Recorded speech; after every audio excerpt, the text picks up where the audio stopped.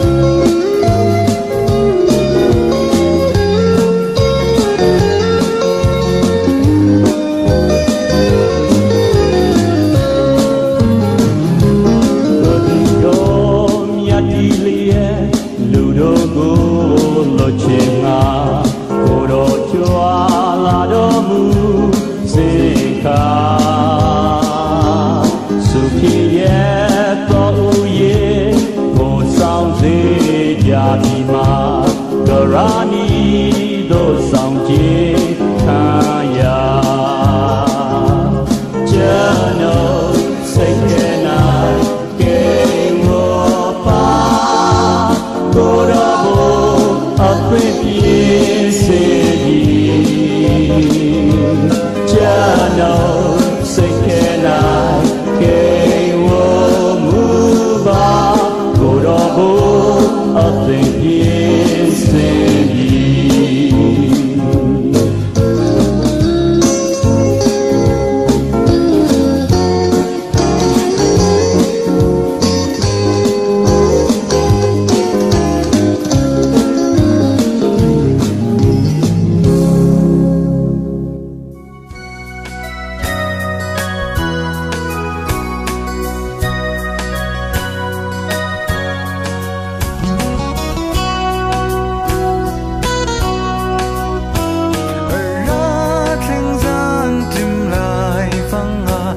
an sim na lai thoan thu van mi he nin hi le ram ha an ting tang mo yan tung đây na thật na lấy thu na tung van xiang pa rang he nin van tung mi la sắc ngai ding in lấy ram dai te na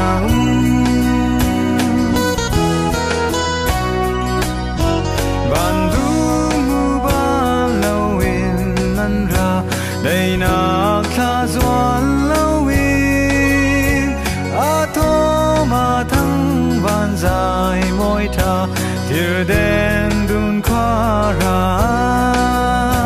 van sang parin lấy ma sin van mi nan than per ba bên in sang parin van vel bang lon dài lan rem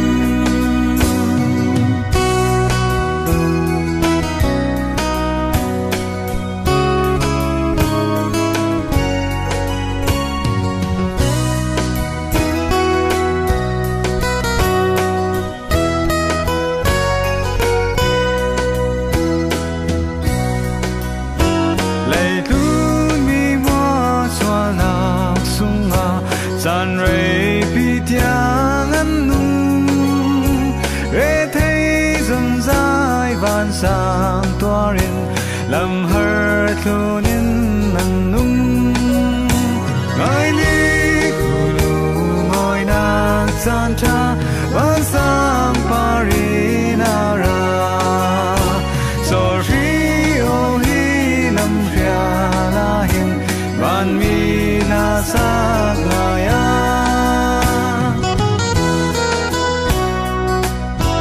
ni le cha doan sang in nan liam prophet sim cha bang in aliam kum her kim sa tika suy san kan thân tika lấy thứ na rem na ga sun lối lâu đình a tu van mi nan sak mi la sak ve se lấy mi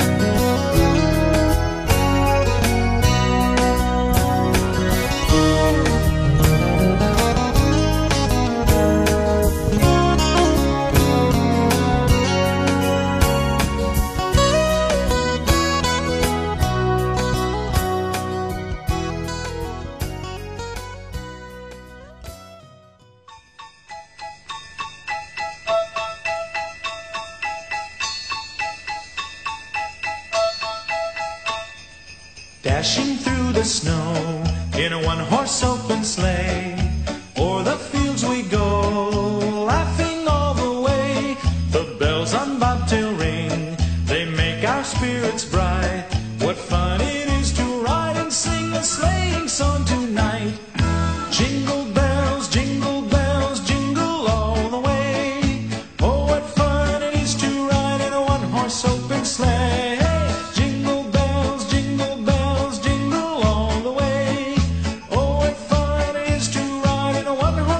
Sleigh.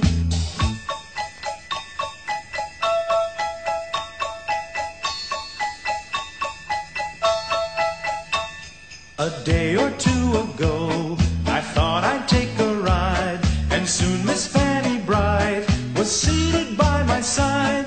The horse was lean and lank, misfortune seemed his lot. He got into a drifted bank, and we got upset. Jingle bells, all the way. Oh, what fun it is to ride in a one-horse open sleigh. Jingle bells, jingle all the way. Oh, what fun it is to ride in a one-horse open sleigh.